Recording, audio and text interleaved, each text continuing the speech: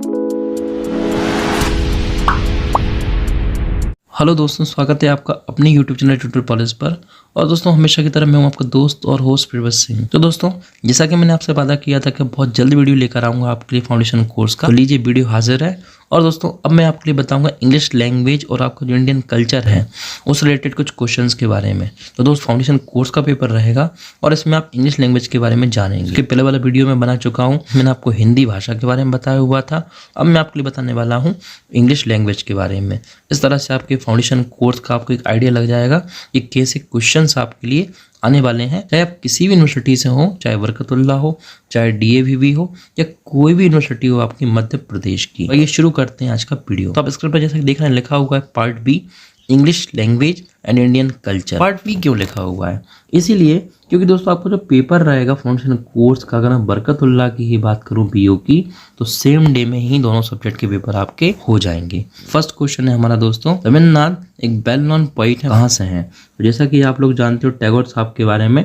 He was basically from Bengal, वो बंगाल से। उसका next question, Tagore compares a clear stream to dry desert sand, dead habit, reason, narrow domestic walls. तो टैगोर ने compare किया है रीजन से अपने आप को। किससे कंपेयर किया है? रीजन से। Next, father in Tagore's poem is. तो दोस्तों, टैगोर की पोयम में जो फादर है वो कौन है? कंट्री है, फोर फादर है, मैन है, कौन है? तो क्वेश्चन की अगर मैं बात करूं दोस्तों, the expression knowledge is free means. तो जो एक्सप्रेशन मतलब जो शब्द है यहाँ पर, नॉलेज इज फ्री मतलब ज्ञान निःशुल्क होता है। इसका मतलब क्या होता है? इसका मतलब free from early idea, free from casteism, free from superstitions, free from corruption. तो इसका आंसर मेरे हिसाब से होना चाहिए बी वाला। अगर आप बढ़ते हैं, हम लोग देखते हैं कुछ और क्वेश्चन। क्वेश्चन नंबर 5 जैसे लिखा है, What must children be taught from their infancy? बच्चों को बचपन से ही क्या पढ़ाना चाहिए? Value of education to despise labor, literary education, dignity of labor. So the answer is value of education. Next is, which of these is not a part of नई तालीम? तो नई तालीम जो है उसमें से कौन पार्ट नहीं है? तालीम का मतलब होता है शिक्षा। नई शिक्षा में कौन सी चीज में से पार्ट नहीं है? Sports, craft, health, art. Question, what is the author's नई तालीम नॉट डिपेंडेड ऑन? जो ऑथर्स हैं वो बोलते हैं नई तालीम के बारे में कि नई तालीम किस पर डिपेंड नहीं है? सोसाइटी पर, पीपल पर, कल्चर पर, मनी पर। Next question, who should be true education be easily accessible to? किसके लिए ट्रू एजुकेशन एक्सेसिबल होना चाहिए? तो मेरे हिसाब से तो यार दोस्तों, मैं तो यही मानता हूँ एजुकेशन सबके लिए होनी चाहिए, बिकॉज सबका साथ सबका विकास। दोस्तों, अब बात करते हैं क्वेश्चन नंबर 9 की। तो जैसा कि आप स्क्रीन पर देख रहे हैं, क्वेश्चन नंबर 9 आपसे कह रहा है, according to the author which language must hold supreme? Author के अनुसार मतलब लेखक के अनुसार कौन सी ऐसी भाषा है जिसको सुप्रीम भाषा मानता है वो? तो दोस्तों, इसका आंसर होगा हिंदुस्तानी। हिंदुस्तानी जो भाषा है उसको लेखक सुप्रीम भाषा मानता है। अगला क्वेश्चन देखते हैं दोस्तों, क्वेश्चन नंबर 10। तो क्वेश्चन नंबर 10 आपसे बोल रहा है कि who does the baby get its first lesson from? जो बेबी होता है मतलब जो बच्चा होता है वो पहला लेसन किससे सीखता है अपने घर में? फादर से, सेल्फ से मतलब खुद से, अपनी मदर से, या इस दुनिया से? तो दोस्तों, आंसर नो डाउट यहाँ पर होगा मदर। मदर से हर बच्चा सबसे पहला लेसन सीखता है। शायद इसीलिए माँ को यानी कि मदर को पहला गुरु माना गया है। नेक्स्ट क्वेश्चन है हमारा question number 11, who foretold the villain would live in a big house? किसने बताया कि जो वेलन है वो नए घर में, बड़े घर में रहेगा? तो आंसर इज एस्ट्रोलॉजर। एस्ट्रोलॉजर ने बताया कि वेलन बड़े घर में रहता है या बड़े घर में रहेगा। आगे बात करते हैं दोस्तों, तो 12 आपसे बोलता है, among all the trees which was particularly dear to Vellan? बहुत सारे पेड़ थे वेलन के आंगन में, वेलन के गार्डन में, लेकिन सबसे ज़्यादा पसंद वो कौन से पेड़ को करता था? तो दोस्तों, आंसर इज मारगोसा, यानी कि ऑप्शन नंबर बी हमारा जो है वो हमारा आंसर होगा। मारगोसा को वेलन सबसे ज़्यादा पसंद करता था। At what age did Vellan leave home? कौन से वर्ष में वेलन ने अपना घर छोड़ दिया था? दोस्तों, क्वेश्चन नंबर 13 का जो हमारा आंसर होगा वो होगा डी वाला, यानी कि वेलन ने 18 ईयर्स की एज में अपना घर छोड़ दिया था। बात करते हैं अब क्वेश्चन नंबर 14 की। क्वेश्चन 14 की अगर हम बात करें साथियों, तो लिखा हुआ है यहाँ पर, who is the author of the x? दोस्तों, अगर आपने पूरा चैप्टर पढ़ा हो या फिर आपने 20 वगैरह जो होती हैं फाउंडेशन कोर्स की उनको रेफ़र किया हो तो आपने उसमें चैप्टर देखा होगा, चैप्टर का नाम है द एक्स। तो एक्स चैप्टर के राइटर कौन है? तो दोस्तों अगर मैं आपसे शेयर करूं कि एक्स चैप्टर के राइटर कौन है, so answer is R.K. Narayan. R.K. Narayan ने एक्स चैप्टर को लिखा हुआ है। नेक्स्ट क्वेश्चन हमारा question number 15, who became the sole occupant of Kumar Bau? Kumar बाऊ के सोल ऑक्यूपेंट कौन थे? मतलब कुमार बाऊ में पुराने समय से, लंबे समय से कौन रह रहे थे, कौन किस पर उसका अधिकार था, ईडी और बेलन? तो दोस्तों कुमार बाऊ पर लंबे समय से जो अधिकार था वो किसका था? बेलन का था। बात करते हैं क्वेश्चन नंबर 16 की। क्वेश्चन नंबर 16 आपसे बोल रहा है दोस्तों, what did the house come to be known as after it was vacated for several years? जो हाउस है जो लंबे समय से खाली पड़ा हुआ था उसको किस नाम से जाना जाता था? घोस्ट हाउस, ऑप्शन डी है हमारा, सी ऑप्शन है गार्बेज डंप, बी ऑप्शन है पैलेस इन रेन, या ए ऑप्शन है old Egypt. So the answer is दोस्तों, इसको जाना जाता था घोस्ट हाउस के नाम से। क्वेश्चन नंबर 16 का ऑप्शन होगा हमारा डी। नेक्स्ट क्वेश्चन है, who had the keys of the house once the tenants vacated? जैसे ही घर खाली हो गया बच्चों से, टेनेंट्स मतलब होता है बच्चे, तो जैसे ही बच्चों से घर खाली हो गया बेसिकली हाउस में आकर कौन रहने लगा? दोस्तों क्वेश्चन नंबर 17 के जो आंसर होगा वो भी आपका बेलन होगा। नेक्स्ट क्वेश्चन है हमारा क्वेश्चन नंबर 18। तो दोस्तों अगर 18 क्वेश्चन की मैं बात करूँ, लिखा हुआ the main problems of India are. Bharat में सबसे बड़ी समस्या क्या है? तो सबसे बड़ी समस्या अगर मैं बात करूं दोस्तों आपसे भारत में, तो हमारा जो ऑप्शन होगा सी वाला, यानी कि डिसीज़ एंड पॉवर्टी। तो सबसे मेन प्रॉब्लम दोस्तों अगर हम देखें भारत में तो बीमारी और गरीबी सबसे बड़ी समस्या है, क्योंकि इसी से जो रिस्पेक्टेड और ऑप्शन हैं आपके वो तैयार होते हैं। तो ध्यान रखिएगा डिसीज़ एंड पॉवर्टी आपका आंसर होगा। क्वेश्चन नंबर 19 दोस्तों, who is the famous disciple of Ramakrishna Paramhansa? Ramakrishna Paramhansa के सबसे फेमस शिष्य कौन थे? तो दोस्तों आप सबका इस क्वेश्चन का आंसर पता होगा और बहुत ही ईजी आंसर है, और हमारा आंसर होगा सी वाला, यानी कि स्वामी विवेकानंद। तो ये हमारा 19 क्वेश्चन का आप ध्यान रखिएगा, ऑप्शन नंबर सी आंसर होगा। नेक्स्ट क्वेश्चन है क्वेश्चन नंबर 20। यहाँ पर दिख रहा होगा फ्रेंड्स आपके स्क्रीन पर, लिखा हुआ है, who is the author of the essay the wonder that was India? उस ऑथर का नाम बताइए जिसने the wonder that was India नाम की कृति यानी कि किताब लिखी। तो दोस्तों अगर मैं आपके लिए इस क्वेश्चन का आंसर बताना चाहूँ तो पहले तो आप ये क्लियर कर लीजिए कि ये इन चारों ऑप्शन में से आपका आंसर कोई सा नहीं है। अब आपके दिमाग में एक क्वेश्चन आ रहा होगा कि अब हम क्या आंसर लगाएं। तो दोस्तों कई बार क्या हो जाता है कि कुछ क्वेश्चंस में यूनिवर्सिटी आंसर नहीं देती, एक्चुअल बाय मिस्टेक हो सकता है, ये जो भी रीज़न रहा हो, लेकिन आप लोगों के लिए सबको इसमें नंबर मुफ्त के मिलेंगे, बिकॉज आप लोगों को नहीं पता ना कि इसका आंसर क्या है। जिनको पता होगा उन लोगों ने भी कुछ ना कुछ लगाया होगा, भले ही आंसर नहीं है एग्जैक्ट। तो इसका एग्जैक्ट आंसर क्या है? इसका दोस्तों एग्जैक्ट आंसर है A.L. वाशम। क्या आंसर है? A.L. वाशम ने ये जो कृति है the wonder that was India लिखी हुई है। तो इस चीज़ का भी आप ध्यान रखिएगा। ये अच्छा क्वेश्चन हो सकता है नेक्स्ट पेपर में आपको ये मिस्टेक ना आए, तो आपको ऑप्शन पता होना चाहिए। Next question, question number 21, who was the legendary Aryan conqueror of Ceylon? ऐसा कौन पर्सन था जो कनक्योरर था सिलोन का? सिलोन मतलब आज जिसको आप श्रीलंका बोलते हैं, आज़ादी के पहले मतलब 1948 के पहले it was known as Ceylon. तो सिलोन को जीतने वाला कौन था? So the answer is king Vijaya, यानी कि ऑप्शन नंबर डी जो है हमारा वो क्वेश्चन नंबर 21 का एग्जैक्ट आंसर है, किंग विजया।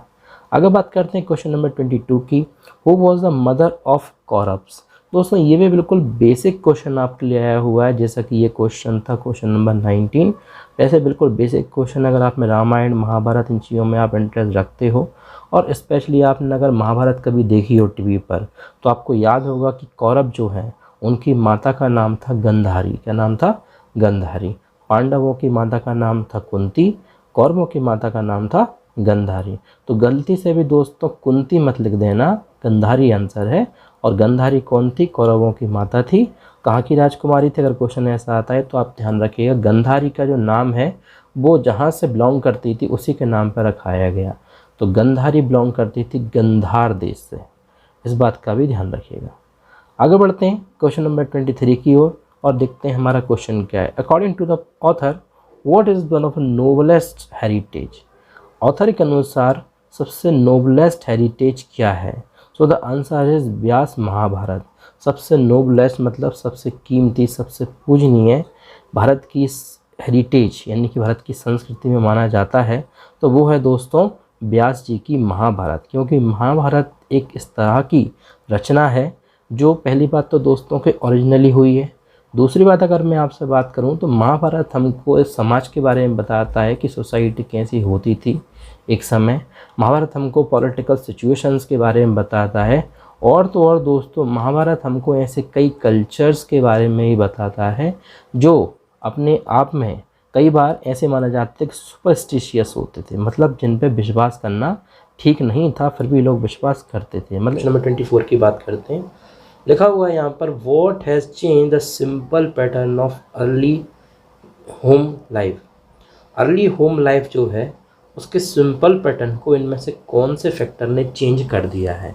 मतलब पहले जो एक नॉर्मल लाइफ इंसान जीता था वो लाइफ कैसे चेंज हो चुकी है? तो दोस्तों इसके अगर मैं आंसर की बात करूं तो इसका आंसर आएगा ए वाला, growing complexity of life. Life में बढ़ती हुई जो कॉम्प्लेक्सिटी है इसकी वजह से दोस्तों पुराने समय का जीवन को लोग भूलकर नए समय के जीवन को अपना रहे हैं। आगे बात करते हैं क्वेश्चन नंबर 25 की। लिखा हुआ है एंटोनिम ऑफ प्लीजेंट इज। दोस्तों इसका आंसर कौन नहीं जानता भाई? इंग्लिश मीडियम से आप पढ़ रहे हो या आपका फाउंडेशन कोर्स इंग्लिश सब्जेक्ट है तो इतना तो आपको पता होना चाहिए कि एंटोनिम का मतलब होता है विपरीत शब्द और प्लीजेंट का मतलब होता है प्रसन्नता और खुशी। तो इसका उल्टा क्या होगा? तो इसका आंसर होगा हमारा बी वाला, अनप्लीजेंट। बात करते हैं क्वेश्चन नंबर 26 की। लिखा हुआ है एंटोनिम ऑफ हाई। तो दोस्तों हाई का जो एंटोनिम होगा वो होगा लो। ये भी आप ध्यान रखिएगा। तो ए वाला ऑप्शन हमारा सही है यहाँ पर। नेक्स्ट क्वेश्चन अगर मैं बात करूँ साथी में आपसे तो लिखा हुआ है सिनोनिम ऑफ फास्ट। तो फास्ट का जो सिनोनिम होगा दोस्तों वो होगा क्विक। अब आपको यहाँ पर नया वर्ड देखने को मिल रहा होगा सिनोनिम। तो ऐसे साथी जो पहली बार वीडियो को देख रहे हैं जिनको बहुत कम नॉलेज है इंग्लिश की, मैं उनके लिए साथ में मीनिंग भी क्लियर करता हुआ जा रहा हूँ। सिनोनिम का जो मतलब होता है दोस्तों वो होता है समानार्थी शब्द, यानी कि जिनको आप समान शब्द भी बोलते हैं या जिनको आप पर्यायवाची शब्द भी बोलते हैं हिंदी भाषा में। तो यहाँ पर लिखा हुआ है तेज जो होता है उसका पर्यायवाची क्या होगा? तो तेज का पर्यायवाची होगा ऑप्शन नंबर सी हमारा, दैट इज क्विक। आगे बात करते हैं सिनोनिम ऑफ ग्लैड। ग्लैड मतलब होता है प्रसन्नता। इसका समान शब्द क्या होना चाहिए अकॉर्डिंग टू यू? तो ग्लैड का जो आंसर होगा दोस्तों वो होगा ऑप्शन नंबर ए, हैप्पी। बात करते हैं क्वेश्चन नंबर 29 की। An instrument for viewing distant objects. एक ऐसा इंस्ट्रूमेंट, एक ऐसा यंत्र जो डिस्टेंट ऑब्जेक्ट्स के लिए मतलब दूर के ऑब्जेक्ट्स के लिए देखने के काम आता है उसको हम क्या बोलते हैं? तो A B C D 4 option है दोस्तों आपके पास। इसका आंसर होगा टेलीस्कोप, यानी कि ऑप्शन नंबर सी। तो ध्यान रखिए टेलीस्कोप से हम किसी भी दूर की ऑब्जेक्ट को, किसी भी दूर की वस्तु को देख सकते हैं, ये आपके लिए पता होगा।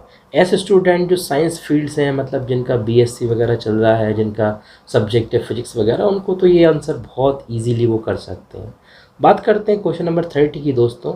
The science of beauty is called age. जो साइंस ऑफ ब्यूटी है उसको क्या बोलते हैं? तो दोस्तों अगर मैं बात करूँ आपसे साइंस ऑफ ब्यूटी की तो the answer is aesthetics. Aesthetics मतलब दोस्तों होता है कि किसी भी व्यक्ति को जब ट्रीटमेंट किया जाता है उसका तो उसके लिए एनेस्थेसिया दिया जाता है। तो एस्थेटिक्स कहीं ना कहीं ऐसा होता है जिसके वजह से व्यक्ति को कुछ समय के लिए बेहोश किया जाता है, दैट इज एस्थेटिक्स। बात करते हैं क्वेश्चन नंबर 31 की। Tagore was awarded the Nobel prize. Tagore को नोबेल प्राइज़ दिया गया लेकिन कौन से साल में दिया गया? तो दोस्तों आपके लिए पता होगा ये जीके का क्वेश्चन है। क्वेश्चन नंबर 31 का जो आंसर होगा वो होगा आपका 1913, यानी कि ए वाला ऑप्शन। आगे बात करते हैं और देखते हैं 32 वाले क्वेश्चन को। How did Velan feel while living the garden. Velan को क्या फील हुआ जब वो गार्डन को छोड़ रहा था? आंसर इज डी वाला, अनहैप्पी एंड सैड। उसको नेक्स्ट क्वेश्चन है which one of the following is a procedural blessings India has conferred on. इनमें से कौन सा एक ऐसा ब्लेसिंग्स है जिसमें जो इंडिया ने जिसे दुनिया को दिया है? Wool, iron, cotton, gold. दोस्तों गोल्ड इसका आंसर होगा, गोल्ड हमने दुनिया को दिया है। Next question is question number 34। Mahabharata strengthens the soul, Mahabharata आत्मा को मजबूत करता है। तो आंसर इज ट्रू, यानी कि ए वाला। आप लोगों के लिए पता होना चाहिए कि महाभारत से बहुत कुछ पता चलता है हमको सोल के बारे में, बिकॉज महाभारत में दोस्तों कर्मयोगी भगवान श्री कृष्ण ने भगवद गीता को उपदेश दिया और उसमें उन्होंने बताया हुआ है कि मनुष्य का असली कर्म क्या है। नेक्स्ट क्वेश्चन है एंटोनिम्स ऑफ सोशलिज्म। तो दोस्तों 35 क्वेश्चन में फिर से एंटोनिम आपके लिए आ गया। और दोस्तों एंटोनिम मतलब होता है विपरीत शब्द, मैं आपको बता चुका हूँ। इसका जो आंसर होगा वो होगा आंसर नंबर डी वाला, दैट इज पर्सनल। इसका भी आप ध्यान रखिएगा। तो पर्सनल हमारा जो है वो यहाँ आंसर होगा। बात करते हैं नेक्स्ट क्वेश्चन की, question number 36। One who goes on foot is called, जो पैरों से चलता हो उसको क्या बोलते हैं हम? तो दोस्तों इसका आंसर होगा पेडेस्ट्रियन, यानी कि ऑप्शन नंबर बी जो है वो हमारे क्वेश्चन नंबर 36 का बिल्कुल करेक्ट आंसर होगा। बात करते हैं क्वेश्चन नंबर 37 की। She works for a national company. तो आपके लिए ऑप्शन दिया है, मतलब MCQs में तो क्वेश्चन दिया है, मगर question fill in the blank जैसा भी आपको लग रहा होगा। तो दोस्तों इसका आंसर होगा ए वाला, मल्टी, यानी कि वह कार्य करती है किस में? मल्टीनेशनल कंपनी में, जिसको आप शॉर्टकट में आज की भाषा में MNCs बोलते हैं। क्या बोलते हैं? MNCs। बात करते हैं क्वेश्चन नंबर 38 की। Did you eat the cake all by yourself? क्या आपने केक खाया है? तो कैसा केक खाया है? Whole cake. So the answer is A. तो 39 क्वेश्चन आपसे बोल रहा है, I will be happy if you my invitation. तो दोस्तों इसका आंसर होगा आंसर नंबर बी, एक्सेप्ट, यानी कि स्वीकार करना। तो आपको अगर यहाँ तक कुछ चीज़ समझ में आई हो तो आपको यही क्लियर हो रहा होगा कि फाउंडेशन कोर्स भाई एकदम हलवा टाइप का है, कोई टफ नहीं है। बस आपको थोड़ी बहुत आपके बेसिक ग्रामर पता होना चाहिए इंग्लिश में, आपने चैप्टर्स के राइटर्स का नाम वगैरह पढ़ा हो, और साथ में आपको थोड़ा बहुत नॉलेज हो आपके कल्चर का, इन्वायरमेंट वगैरह का। आप आराम से कर लोगे, कोई दिक्कत नहीं जाएगी। और वीडियो देखकर तो आपको और भी क्लैरिटी हो गई होगी। तो एक्सेप्ट आंसर होगा, यानी कि बी वाला 39 क्वेश्चन का। चलिए आगे बढ़ते हैं और देखते हैं क्वेश्चन नंबर 40। तो अगर मैं बात करूँ आपके साथ अब क्वेश्चन नंबर 40 की, तो आप जैसे कि स्क्रीन पर देख पा रहे हैं लिखा हुआ है a building in which monks live, ऐसी बिल्डिंग जहाँ पर साधु सन्यासी मॉन्क्स रहते हैं। तो मॉन्क्स को ही साधु सन्यासी बोलते हैं, हम पहले चीज़ ये क्लियर कर लीजिएगा। अब 4 ऑप्शन है और हमारा आंसर होगा मॉनेस्ट्री। क्या होगा? मॉनेस्ट्री। तो answer number B is correct for question number 40। बात करते हैं नेक्स्ट क्वेश्चन की। We they him are the examples of. जो वी दे और हिम होते हैं वो किस चीज़ के एग्जाम्पल हैं? नाउन, एडजेक्टिव, प्रीपोजिशंस या प्रोनाउन? दोस्तों आंसर होगा हमारा यहाँ पर डी वाला, यानी कि प्रोनाउन, 41 क्वेश्चन का। Next question, children love to watch TV. So answer is A, बच्चों को टीवी देखना पसंद है। Her eyes are red. अब यहाँ पर दोस्तों आपके लिए क्या करना है, ध्यान से पढ़ना है क्वेश्चन को, थोड़ा सा टफ क्वेश्चन है। क्वेश्चन नंबर 43 हमारा। तो 43 आपसे बोल रहा है कि her eyes are red with tears, यानी कि टीयर्स के साथ। तो यहाँ पर आएगा option number C. Then he wants more sugar. तो दोस्तों इसका आंसर आएगा लास्ट वाला, option number D, he wants some more sugar. बात करते हैं क्वेश्चन नंबर 45 की, और लिखा हुआ है कि वी दिस लेटर येस्टरडे। तो दोस्तों जब भी येस्टरडे वाला केस आता है तो हम कोशिश करते हैं पास्ट फॉर्म लगाने की वर्ब की, इसीलिए वर्ब की पास्ट फॉर्म यहाँ पर आपके लिए होगी रिसीव्ड। ध्यान रखिएगा। सो the answer is received for question number 45। तो क्वेश्चन नंबर 46 देख लेते हैं अब। Earth is round. तो दोस्तों यहाँ पर आपके लिए कंफ्यूज कर सकता है, एन लग रहा हो किसी को, एन अर्थ आएगा, बट दोस्तों एन अर्थ नहीं आएगा। आपके लिए यहाँ पर द दिया हुआ है, तो आपका आंसर होगा द। बात करते हैं क्वेश्चन नंबर 47 की। I shall ring up you as soon as I will arrive, I shall arrive, I arrived, I arrive. दोस्तों 47 की अगर मैं बात करूँ इसका आंसर आएगा ए वाला, आई शैल अराइव। बात करते हैं क्वेश्चन नंबर 48 की। If you work hard you will get, have got, would get, had got। तो the answer is will get, you will get good marks। तो हमारा ऑप्शन नंबर सी जो है वो आंसर होगा। क्वेश्चन नंबर 49 लिखा हुआ है दे प्लेइंग सिंस 4 o'clock। तो दोस्तों यहाँ पर आपके लिए आंसर होगा ए वाला, they have been playing since 4 o'clock। बात करते हैं last question of the day. She jumped off the bus while it will arrive, it moves, it was moving, it has moved। तो दोस्तों आंसर है सी वाला, while it was moving।